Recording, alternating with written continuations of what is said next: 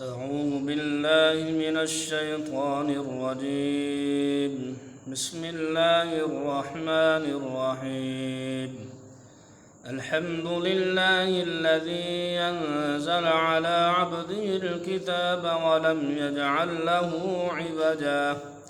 قيما لينذر بأسا شديدا من لدنه ويبشر المؤمنين الذين يعملون الصالحات أن لهم أجرا حسنا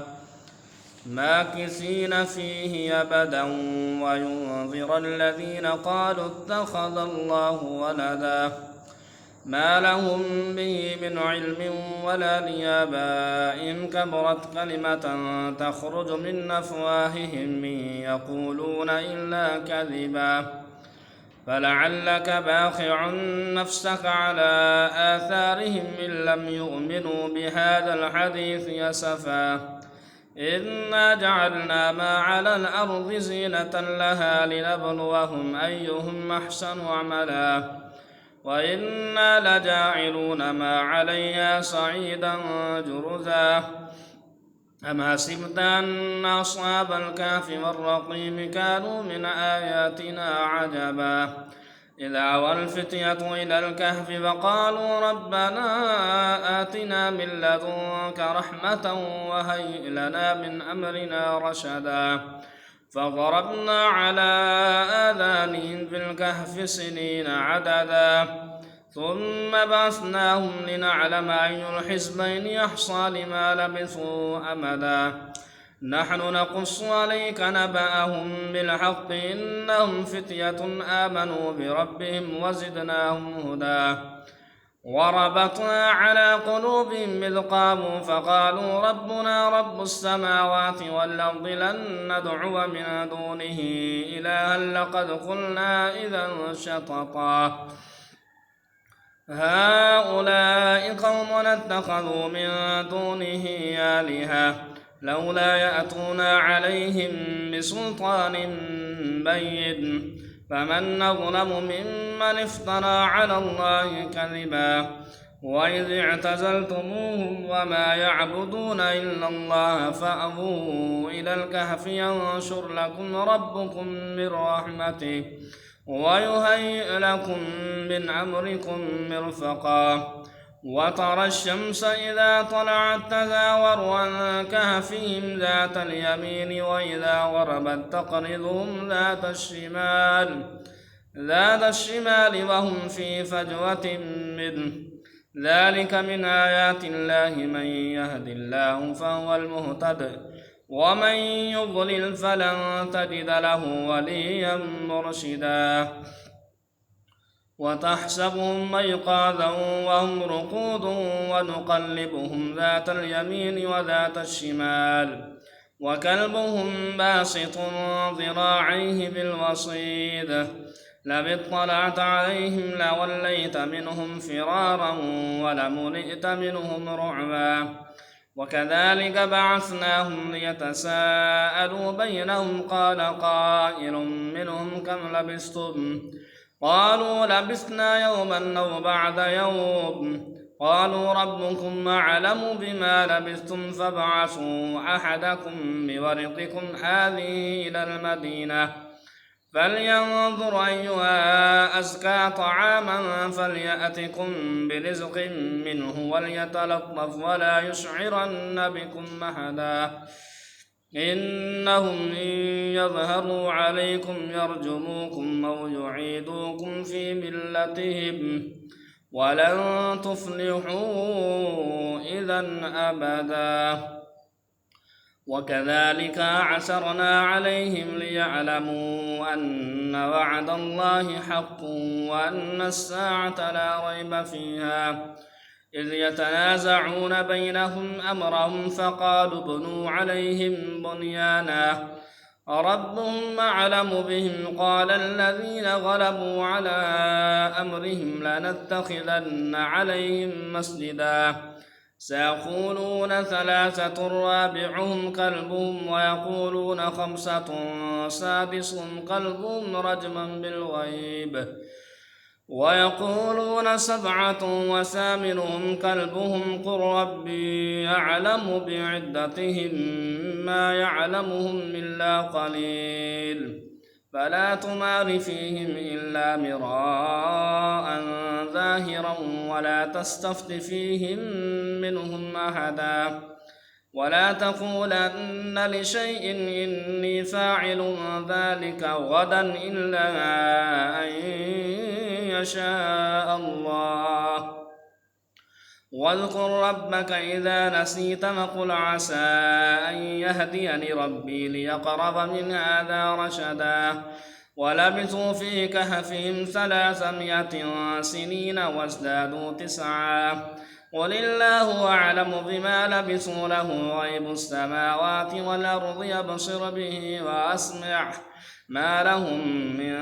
دونه من ولي ولا يشرك في حكمه أحدا واتل ما أوحي إليك من كتاب ربك لا مبدل لكلماته ولن تجد من دونه ملتحدا واصبر نفسك مع الذين يدعون ربهم بالغداة والعشي يريدون وجهه ولا تعد عيناك عنهم تريد زينة الحياة الدنيا ولا تطع من أغفلنا قلبه عن ذكرنا واتبع هواه وكان أمره فرطا وقل الحق من ربكم فمن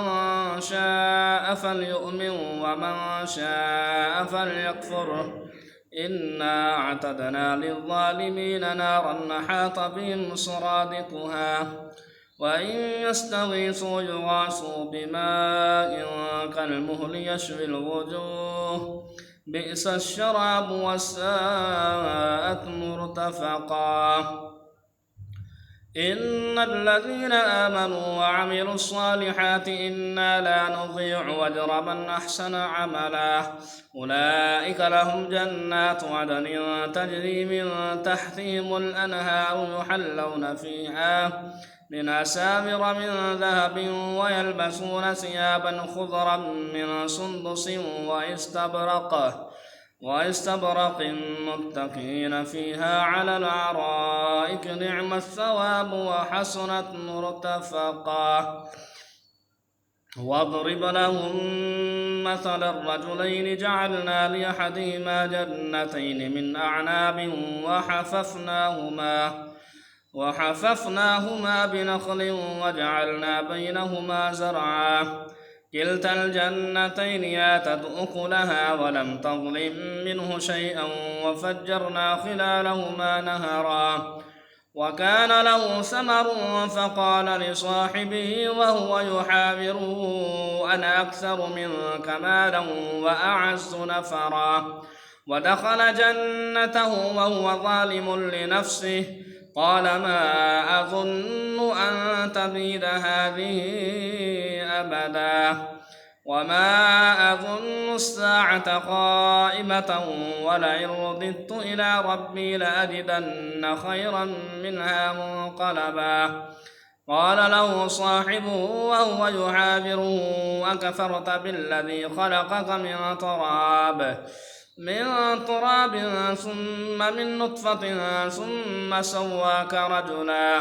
لكن هو الله ربي ولا أشرك بربي أحدا ولولا إذ دخلت جنتك قلت ما شاء الله لا قوة إلا بالله إن ترني أنا أقل منك مالا وولدا فعسى ربي أن يؤتيني خيرا من جنتك ويرسل عليها حسبانا من السماء فتصبح صعيدا زلقا أو يصبح ماؤها غورا فلن تستطيع له طلبا وأحيط بثمره فأصبح يقلب كفيه على ما أنفق فيها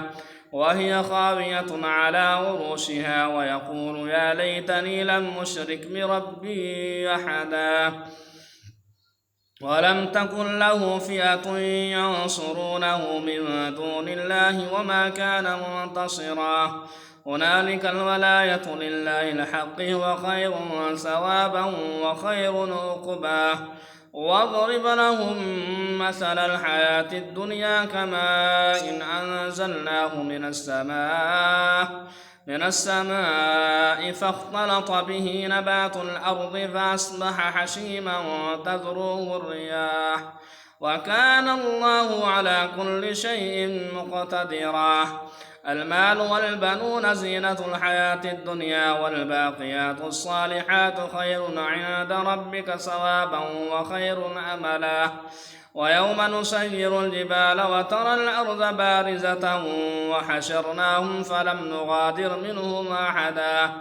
وعرضوا على ربك صفا لقد جئتمونا كما خلقناكم أول مرة بل زعمتم أن لن نجعل لكم موعدا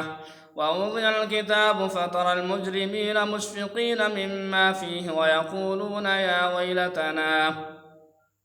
ويقولون يا ويلتنا ما لهذا الكتاب لا يغادر صغيرة ولا كبيرة إلا أحصاها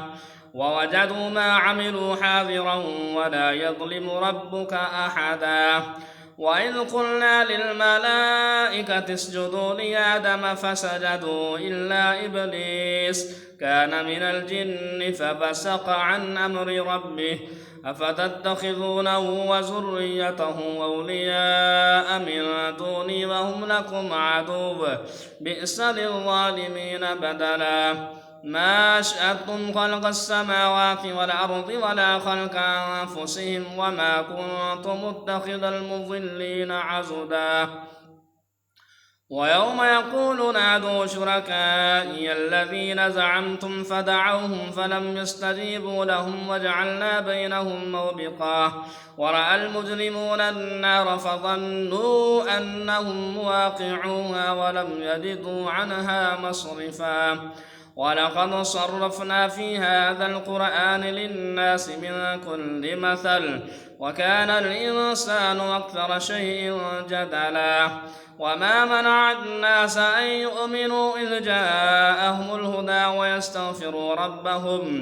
ربهم إلا أن تأتيهم سنة الأولين أو يأتيهم العذاب قبلا وما نرسل المرسلين إلا مبشرين ومنذرين ويجادل الذين كفروا بالباطل ليدحضوا به الحق واتخذوا آياتي وما أنذروا هزوا ومن أظلم ممن ذكر بآيات ربه فأعرض عنها ونسي ما قدمت يداه إنا جعلنا على قلوبهم مكنة أن يفقهوه وفي آذانهم وقرا وإن تدعهم من الهدى فلن يهتدوا إذا أبدا وربك الغفور ذو الرحمة لو يؤاخذهم بما كسبوا لعجل لهم العذاب بل لهم موعد لن يجدوا من دونه موئلا وتلك القرى أهلكناهم لما ظلموا وجعلنا لمهلكهم موعدا وإذ قال موسى لفتاه لا أبره حتى أبلغ مجمع البحرين أو أمضي حقبا فلما بلغا مجمع بينهما نسيا حوتهما فاتخذ سبيله في البحر سرابا فلما جاوزا قال لفتاه آتنا غداءنا لقد لقينا من سفرنا هذا نصبا قال أرأيت إذ أوينا إلى الصخرة فإني نسيت الحوت وما أنسانيه إلا الشيطان أن أذكره واتخذ سبيله في البحر عجبا قال ذلك ما كنا نبغي فارتدا على آثارهما قصصا فوجدا عبدا من عبادنا آتيناه رحمة من عندنا وعلمناه من لدنا علما قال له موسى هل أتبعك على أن تعلمني مما علمت رشدا قال إنك لن تستطيع معي صبرا وكيف تصبر على ما لم تحط به خبرا قال ستجدني إن شاء الله صابرا ولا أعصي لك أمرا قال فإن اتبعتني فلا تسألني عن شيء حتى أحدث لك منه ذكرا فانطلقا حتى إذا ركبا في السفينة خرقها قال خرقتها لتغرق أهلها لقد جئت شيئا إمرا قال ألم نقل إنك لن تستطيع معي صبرا قال لا تؤاخذني بما نسيت ولا ترهقني من أمري عسرا فانطلقا حتى إذا لقيا غلاما فقتله قال قتلت نفسا زكية بغير نفس لقد جئت شيئا نكرا قال ألم أقل لك إنك لن تستطيع معي صبرا قال إن سألتك عن شيء بعدها فلا تصاحبني قد بلغت من لدني عذرا فانطلقا حتى إذا أتيا أهل قرية استطعما أهلها فأبوا أن يضيفوهما فوجدا فيها جدارا يريد أن ينقض فأقامه قال لو شئت لاتخذت عليه أجرا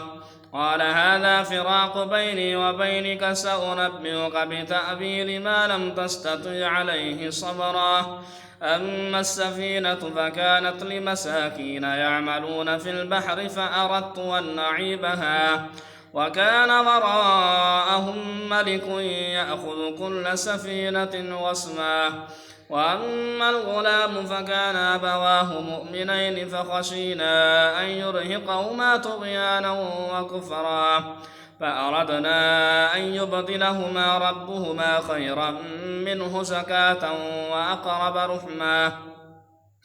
وأما الجدار فكان لغلامين يتيمين في المدينة وكان تحته كنز لهما وكان أبوهما صالحا فأراد ربك أن يبلغا أشدهما ويستخرجا كنزهما رحمة من ربك وما فعلته عن أمري ذلك تأويل ما لم تستطع عليه صبرا ويسألونك عن ذي القرنين قل سأتلو عليكم منه ذكرا إنا مكنا له في الأرض وآتيناه من كل شيء سببا فأتبع سببا حتى إذا بلغ مغرب الشمس وجدها تغرب في عين حمية ووجد عندها قوما قلنا يا ذا القرنين إما أن تعذب وإما أن تتخذ فيهم حسنا قال أما من ظلم فسوف نعذبه ثم يرد إلى ربه فيعذبه عذابا نكرا وأما من آمن وعمل صالحا فله جزاء الحسنى وسنقول له من أمرنا يسرا ثم أتبع سببا حتى إذا بلغ مطلع الشمس وجدها تطلع على قوم لم نجعل لهم من دونها سترا كذلك وقد أحطنا بما لديه خبرا ثم أتبع سببا حتى إذا بلغ بين السدين وجد من دونهما قوما لا يكادون يفقهون قولا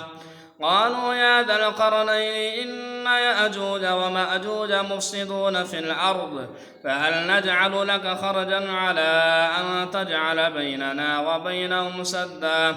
قال ما مكني فيه ربي خير فأعينوني بقوة أجعل بينكم وبينهم ردما آتوني زبر الحديد حتى إذا ساوى بين الصدفين قال انفخوا حتى إذا جعله نارا قال آتوني أفرغ ففرغ عليه قطرا فما استطاعوا أن يظهروه وما استطاعوا له نقبا قال هذا رحمة من ربي فإذا جاء وعد ربي جعله دكاء وكان وعد ربي حقا وتركنا بعضهم يومئذ يموج في بعض ونفخ في الصور فجمعناهم جمعا وعرضنا جهنم يومئذ للكافرين عرضا الذين كانت أعينهم في غطاء عن ذكري وكانوا لا يستطيعون سمعا أفحسب الذين كفروا أن يتخذوا عبادي من دوني أولياء إنا أعتدنا جهنم للكافرين نزلا قل هل ننبئكم بالأخسرين أعمالا الذين ضل سعيهم في الحياة الدنيا وهم يحسبون أنهم يحسنون صنعا أولئك الذين كفروا بآيات ربهم ولقائه فحبطت أعمالهم فلا نقيم لهم يوم القيامة وزنا ذلك جزاؤهم جهنم بما كفروا واتخذوا آياتي ورسلي هزوا إن الذين آمنوا وعملوا الصالحات كانت لهم جنات الفردوس نزلا خالدين فيها لا يبغون عنها حولا قل لو كان البحر مدادا لكلمات ربي لنفد البحر قبل أن تنفد كلمات ربي ولو جئنا بمثله مددا قل إنما أنا بشر مثلكم يوحى إلي أنما إلهكم إله واحد فمن كان يرجو لقاء ربه فليعمل عملا صالحا ولا يشرك بعبادة ربه أحدا صدق الله العظيم.